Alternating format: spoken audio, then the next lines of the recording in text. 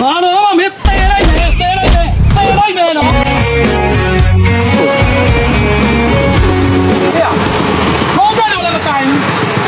တဲလိုက်နောက်ဆင်းဘာလုပ်လဲ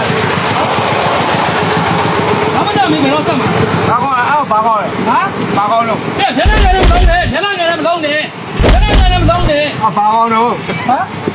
ဒီငါရပတ်တိုင်းသွားအဲ့လိုလုပ်လားဟမ်ဘာကောင်းလို့မင်းကဖုံးတဲ့မင်းကတပတ်ချိန်မိတာအခုဘယ်လောက်ကြီးသွားပြီနှစ်ပတ်ပြည့်သွားပြီဟမ်လူလည်းမလားဖုံးလည်းမဆက်လာကြည့်ပါဦးဘာလို့မင်းတဲလိုက်မယ်တဲလိုက်မယ်တဲလိုက်မယ်မင်းပါတယ်ဟာမင်းဒီလေတော့ဘာတော့ငါဘယ်လိုလုပ်လဲငါမသိဘူးဒီရဲဒီမတီးလို့ပါဘူးပြဆမပြေတော့ပြေနားမလဲလူတိုင်းဒီချိန်မှာခက်ခဲနေတာကြီးဟုတ်လားမင်းတို့တော့စင်မပြေတော့ငါတို့လည်းမစင်မပြေဘူးဟုတ်လားဟာကြောက်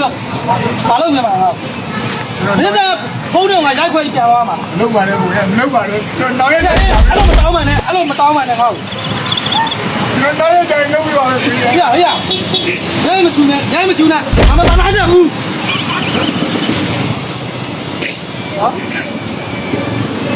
အဲ့တော့မင်းနောက်ပြန်လာလို့မှမပတ်မယ်မင်းဆိုင်မှာတော့ပြန်ပြရအောင်တော့ရတရားတည်တာလောကသကုံမောမှာကုလူဆက်ဆံပေါင်းပညာတဲ့လူတွေသဘောကိုစမ်းစစ်ကြည့်တာအပေါ်ရမြင်သဘောကိုနဲ့ပေါင်းကြည့်လို့ကြောင်းမသိနိုင်တာအပြင်းမရှိမုံကျဲရဲ့အတွင်းကတော့ခင်းနေတယ်လေမို့